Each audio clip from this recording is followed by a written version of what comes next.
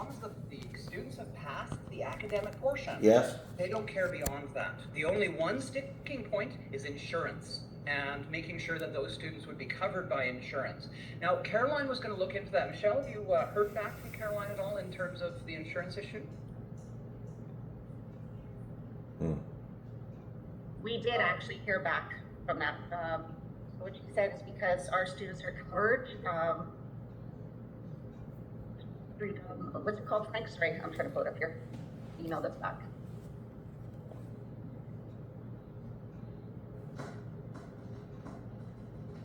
Okay, covered under Hurricanes liability insurance across Canada. Okay. So, yeah, students are covered under hurricane liability insurance across Canada. Workers' comp is based in the province they're in. So, yeah, they'd be fine in Manitoba. Even if they're in the country on a status of a visitor's visa? Yeah. Right. Okay. So basically, I think what we need to do on our end is just be sure, it sounds like, Dave, that the facilities that we normally work with that handle the students for the clinical portion of the training, that they're aware and confirm that they are good to take on students for internship, even if those students are not permanent residents or Canadian citizens, but are here on a visitor's visa. Is that correct? That's what we need to do. Yeah. That is, and I would suggest we start with the Maples Personal Care Home. That is a care home in the northern part of the city that is heavily staffed by Filipino individuals. So there may be a good chance of getting in there. Yeah, but we'll have to probably talk. What we can do, Dave, is we'll get our career development director to contact all of the facilities that normally take our students, right, within the Winnipeg area, right, and get each one of them to sign off on the fact that they're okay with taking students on who are here on a visitor's visa, that have completed the theory portion of the program and ready to go on to the clinical. So we'll want that confirmation, because in the end, we've got to put these people in an internship. Yes. So this is where the numbers are important, because obviously, as you say, there is a demand, but they have a capacity at a facility, right, to take on a certain number of students at a time. Right. So we have to understand that capacity against the number of people that we think we're going to bring in, to make sure we don't bring a bunch of people in and then they're sitting with a visa and they're getting through the program and then they can't get in on an internship. That's going to be a problem, right? Yeah, so, we don't want any problems. Right, exactly. So I think what we have to do, we've been teaching healthcare aid for a long time. Yep. We've got contacts with a lot of facilities. We will call them all. We will explain to them exactly what we're doing here, and get from them a commitment that A, they're okay with taking students that are on a visa, and B, give us an estimate, how many could they take at any given point, because then that'll be important to the timing in terms of scheduling of the program start date. Absolutely.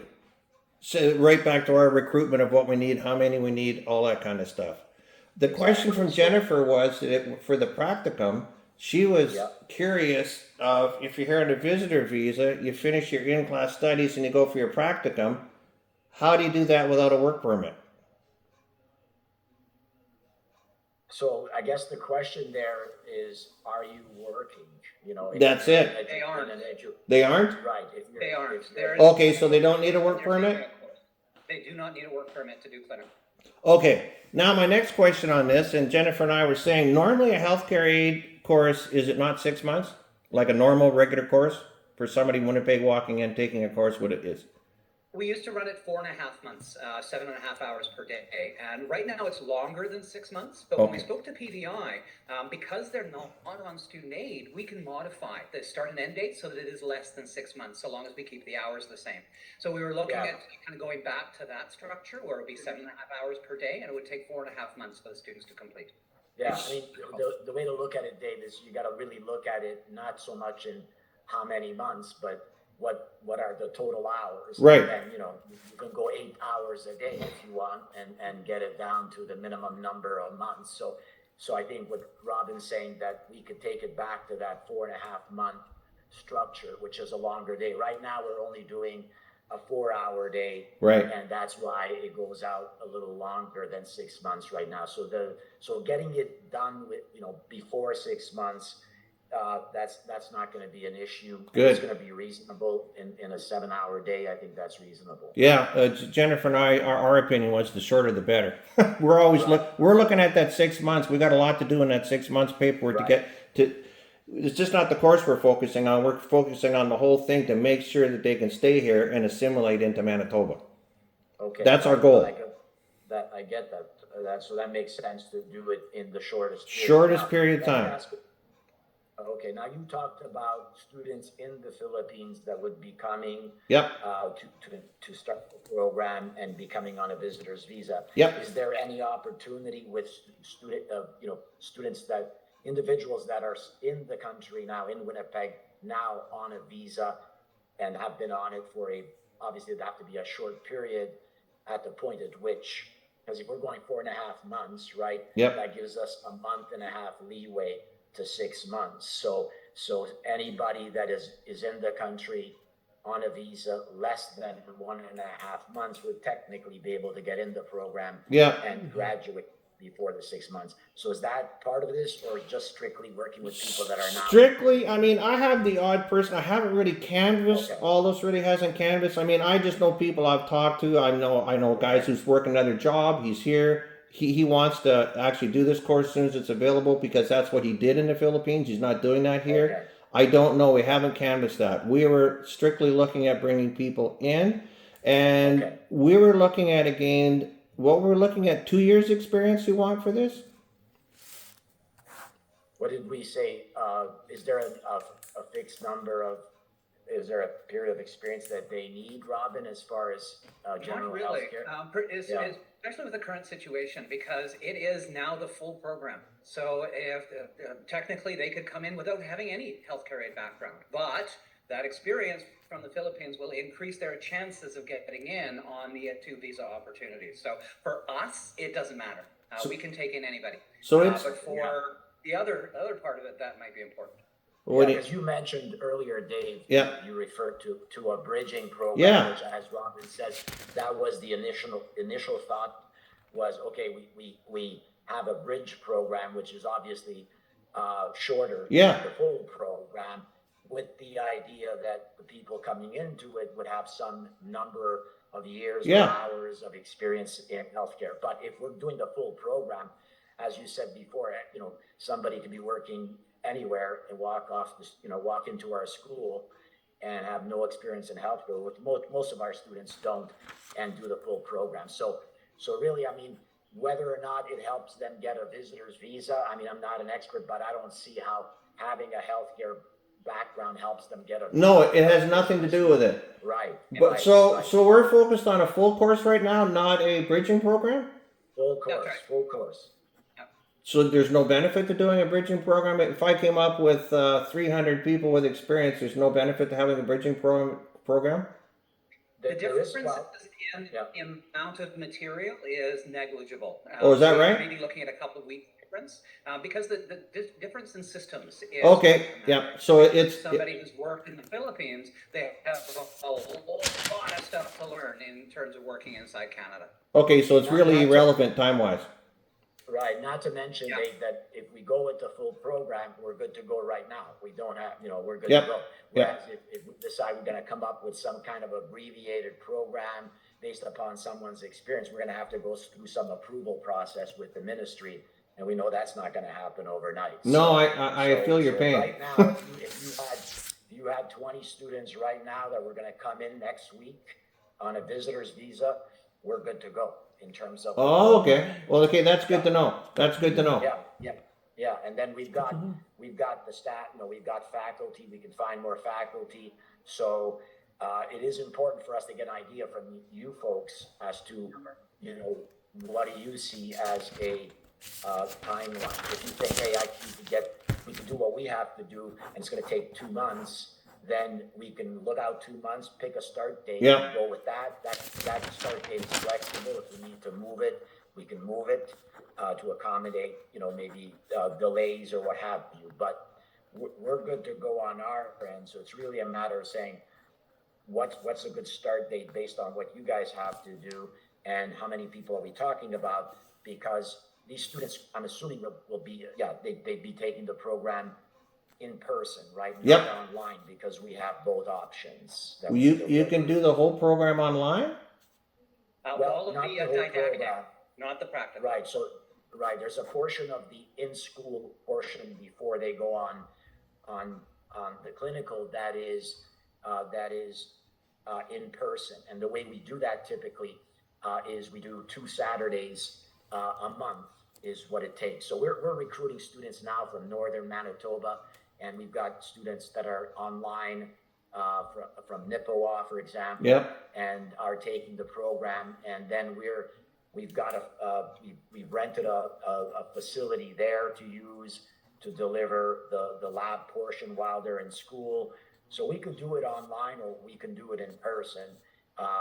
So it just depends on, if you feel that the people you're reaching out to in the Philippines would be more comfortable with in person, then that's fine. Then they're coming to class every day, Monday to Friday, 7 hours a week. If you feel like it doesn't really matter, the benefit of online, typically is the convenience, right? Then for a Canadian citizen or a permanent resident, if they're holding a job, they can do that and not have to worry about coming to school at a particular schedule, because then they go to class when they can based on their schedule. But these folks are coming in, I'm assuming they're not going to be trying to find work.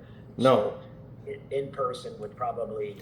Yeah, I think I would forget the online thing for this particular thing. These are people who are looking that have a desire to come, work, stay in Canada. That's it. That's what this whole program for us is all about, right?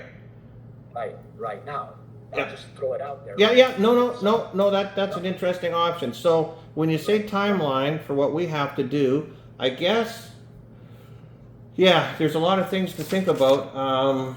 For us, we can pull the trigger like tomorrow with our recruitment company and get an idea of how many people they're going to get and how quickly they're going to get them. I don't think it's going to be a problem. As we just saw in the news, Japan just hired 25,000 people from the Philippines, right? 25,000, some of those for healthcare aides. And talking to all of those, each and every one of those would have preferred to come to Canada. Right. So there's a huge desire. So now I guess what I need to know is how. Yep. One sec, Aldous. When you were saying, when you're working with the partners that you work with, how many we can assimilate, that's a number we need to start with, because there's no point talking any numbers if we don't know where we're going to put them. Right. Absolutely, Dave. Totally understand that. And we'll get on that right away. So we'll have a chat with our career development director and other support people in that department. We'll get on the phone with our partners, with our facilities, and we will find out right away. We'll get a good idea as to their capacity, and then we can get back to you. Now, let me ask this question: Are you? I'm assuming we just want facilities in the Winnipeg area, or to start with? Well. Yeah, Winnipeg first. Yeah. Winnipeg first, because that's where we've started with our housing for everybody. Now we can easily expand this quickly depending on how everything goes. I don't want to go too big too quick, because that's inviting trouble. And all this is beneficial for all of us, that this goes very smoothly, and then we can just duplicate it all over the place. Right? I totally understand that. We have connections with our Filipino community right across Canada. We can fire stuff up pretty quickly. I wanna prove it and then duplicate it fairly quickly. Okay, sounds good. We have no problem with that. So to start with, let's say we just start with Winnipeg. Our class size is, I'm trying to remember from the last conversation, are we talking around 30 students, something like that? Well, in person, we're probably talking more like 25 in a class in person. Okay. With online we can go up to 30, but 25 to 28 we could. What it boils down to is the class size capacity in terms of the physical capacity of the room. Yep. Which we can put in. say in one of our bigger rooms, we can put 30 people in. If we went that high, we'd probably want to have a lab support person in the lab with the instructor Okay. when they get to the lab portion, so the students are getting the proper attention. So I would say, 25 is a good number, and if it were a few more than 25, we could certainly, we're up to about 28 or so, we could certainly work with that. That's not going to be an issue. Is it a similar size in Brandon, your place in Brandon? Well, so now if we did work with Brandon, we'd have to then, we don't have a place there. Okay. We can set up clinicals there, and then we can work around finding a classroom space there if we need it, I guess. So, Okay. But that would be, like you said, it'd be like a plan B. Yeah, I'm just thinking out here. I'm just concentrating on Winnipeg, but there's this need right across Canada, and I would certainly like to explore the other as we go on, because now I didn't understand or misinterpreted. I thought we were just looking strictly for people with 2 to 3 years experience with a bridging course. Now this opens the door to anybody. This is going to gather a lot of interest. Right, that was the initial idea based on what, the early discussions, Yeah. I guess. And then just to mention the rest of Canada, we have what's called a personal support worker program at our campus in Toronto, in the GTA there, and we have a program also in our Ottawa campus. So those would be 2 other opportunities if those were destinations that would make that would make sense for the folks that you guys are going to reach out to. But let's get started with Winnipeg. Yeah, I want to start with Winnipeg. I want it to run super smooth, and then again, in this industry and back in the Philippines, it's going to be word of mouth. You get 30 happy people here, 25 happy people. They'll find all kinds of people. Yeah, definitely. Yeah, Michelle, I noticed you have your hand up. Why don't you go ahead? Okay. Yeah, no. Okay, so as we all know, there are students obviously coming on a visitor's visa. They're not permanent residents. They obviously cannot get student loans. We had a discussion previously about a price point, but obviously that was compared to like a bridging program. Now they're taking obviously the full program. So can you let me know what you guys were thinking in regards to your original price point that you think these students can pay? Because obviously, they're paying out of their own pocket. I need to know what you guys were thinking when it came to tuition originally, because we quoted $3,500, right? That's right. It's a little bit of a different scenario. So how much difference in pricing are we going to have now? Well, obviously we can start with what we're charging students in Winnipeg. What's that amount, Michelle? $8,800. Okay, so that's the tuition for the program is $8,800. Now, obviously, the reason we have students and that they can afford that is because of Manitoba student loans, which 95% of our students are receiving. So we understand we'd have to come down below that $8,800 significantly. The question is, from your perspective, what if let's say that $3,500 was sort of a somewhat agreed upon number, what do you think, Dave, in terms of beyond that these students could absorb? Well, two things. We know we're not getting inundated with healthcare aids, because when you go through a regular student visa right now, with the show money, everything else, it's about $50,000. It's not going to happen. That's why nobody's coming. That's why these jobs aren't filled, because they just can't afford it. It's just not going to happen. So that's why I came up with this whole visitor thing, because that student visa triggered all that money. That's what stopped everything from happening. So we had to reduce everything, same as on our fees for what we're doing. We had to reduce it all down. I don't know. Is about 5,000 workable or no? Yeah, we could take a look at that. I think that that's 1,500 more. And again, part of this, as obviously is about the numbers, right? It's all going to be volume. Right. So if we can get the classes to capacity, right? Yep. So let's just use a number 28. Yep. That capacity. Yep. Then we could probably make that work. My plan is to have every class at capacity. I don't want to be doing anything less. Well, I honestly think there'll be tremendous interest. Okay. It's all going to be about affordability. Trust me, we can get a ton of people applying tomorrow. It's all about who has the money and who can afford it, right? Okay, all right. We understand, obviously, they're gonna have other costs when they're in Canada other than their tuition, so we can appreciate that as well. And we want to, we've been providing healthcare aids for years, and we want to work with our facilities to Yeah. bring in people that are genuinely interested in that career Yes. and want to pursue it, and so that works for everybody. And so I think it's a number we can probably work with. Is that all up front, or is there any kind of payment plan for these guys? Let me discuss that with Michelle. We can get back to you on that one. We talked about that the last time, right? Okay, yeah, we'd want some level of deposit. Yep, yep. Up front, right? Yeah. Yeah. I hear you. Guys, we only have 4 minutes left on the Zoom call Oh. because we're not normal Zoom carriers, so Okay. we only are allotted an hour, so. Okay. Okay, so One last thing. Yep. yeah, A run is something to think about is the possibility of using the online delivery to deliver the didactic portion while they're still in the Philippines, and then coming in on the visitor visa to do their practical skills and their clinical, and that would give them that much more time in Canada to do other things if they were going to be applying for different visas or what have you. So that might be an opportunity as well. We can't do that with regular students because they would be considered international. Right. Because of this type of a setup, if they applied for their visitor visa, we could then say, well, they're on their way to the country. We can deliver the program to the beginning, and then they come in, take their practical, and then the clinical itself. So that might be an option.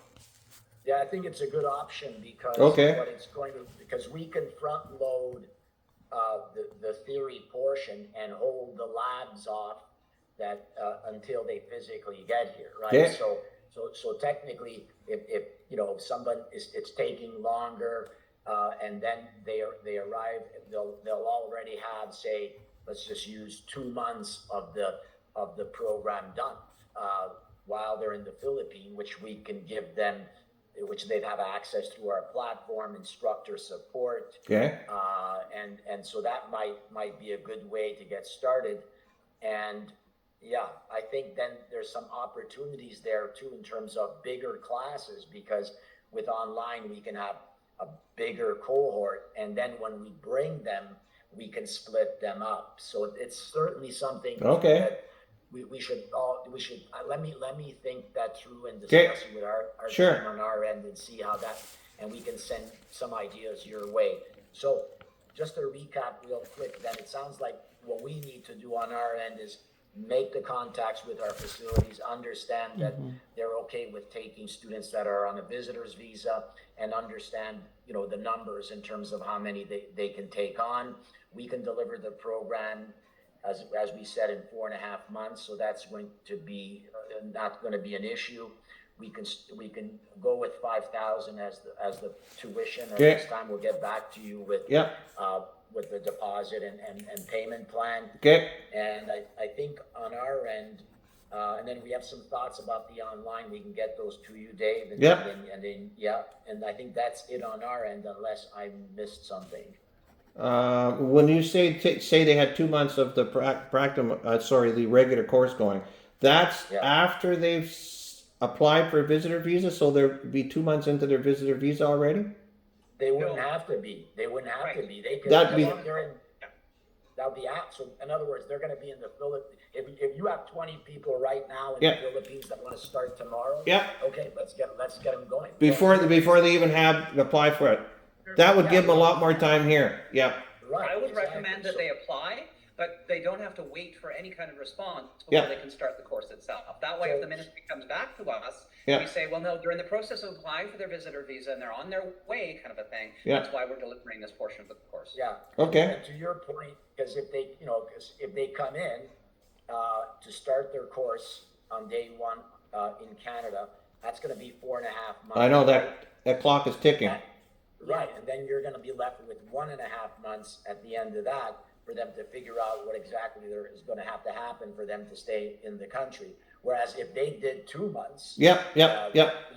then they've got 2.5 months to go. When they arrive, their course is done. They still have 3.5 months to figure stuff out. So I think that's an That's a great interesting idea. consideration, and it's something we should be looking at. I think it'd be a lot less stressful for those folks because they know they can get started with it, and then they'll have more time in the back end when they've completed their clinical to go through whatever they got to do to get to stay in the country. In your experience, the places that you work with now for the practicum, does that normally come with a job offer, or they're just going for experience and that's it? We'd have to look at the numbers. A lot of them stay on with the employer after they've done the clinical. I couldn't give you exact numbers unless Michelle or Robin, you know what our percentage is of those students going on clinical that stay with the provider that provided them the clinical. Pardon me, you'd have to ask Caroline to get the numbers Yeah. for us. I would have to think with healthcare aides that there's every place needs them. Yeah. At the end of the day, exactly. They need people. So if it, unless something goes wrong during the internship, which, things can happen, somebody's personality or what have you, not a good fit culturally, they might not. But like you say, they have a job, they've just spent, those people have been there for that clinical period in their facility, using their facility. So if they have a need, they should certainly, just keep that student. I can't imagine that like every place needs them. Yeah, and we'll get that stat. We'll talk to our career development director, and we'll be able to give you an idea of the percentage of those going into a facility for the clinical that stay on with permanent employment. Okay, so quickly, for somebody can just send me what you need to apply for online. Like, I mean, they're going to need like probably your equivalent of grade 12, their IELTS. I mean, Filipinos are all taught English. I can't see it being a problem. Do they want an IELTS score, like what you need? Right, yeah, okay. But Michelle can send you our admissions requirements, or ACE can send you those. Yeah, that I'll need like right away to start canvassing for people. Okay, yeah, we'll get that to you right after we're done with this Yeah. call. Any other questions? Going back to the internship discussion. Yep. If we do get them started in the Philippines, say with just 2 months of online, then that gives them more time that they can stay with that employer beyond, right? Because they do the clinical, the employer, well, at that point though, if they're still just on a visitor's visa, they can't. No, I know. They can't be employed. I got to talk to Jennifer about that last step. That's what we were talking about, because there's no point in them finishing that then having to go home. That's not good. Yeah, and to that point, we're going to have to make it clear, through the enrollment process that, our job is to deliver the training, that we're not committing to or involved in them being able to stay in Canada beyond that visitor's visa. That's their responsibility, not ours. Yeah, that's my job to do. Right. Yeah, that's why, like I say, I wanted to talk to WRHA to get a tentative letter of employment on condition of passing the course, which I don't think should be a problem. Okay, all right, so we'll get you those admissions requirements right away, Dave, the rest of the information, and then we'll get on it, get back to you as soon as we hear from the facilities. And like I say, we're good to go. We pick a date, and we're good to go. Okay, I'm going to be working still on my letter of invitation for visitor visa. I'm going to try to get that fast track. I was talking to the government, but nothing's fast track with those guys. Yeah, and then the same thing, the job offer thing, because that's good too if we could do that before they even come. All right, sounds like we've got a plan, gentlemen. We have a plan. That's great. Okay, good talking to you. Good meeting you guys. Unless there's anything else. A letter of invitation from family? From the facility. Sorry? Can they give a letter of invitation from the facility? Which facility? Their facility. Oh, you guys? Can you give a letter of invitation or no?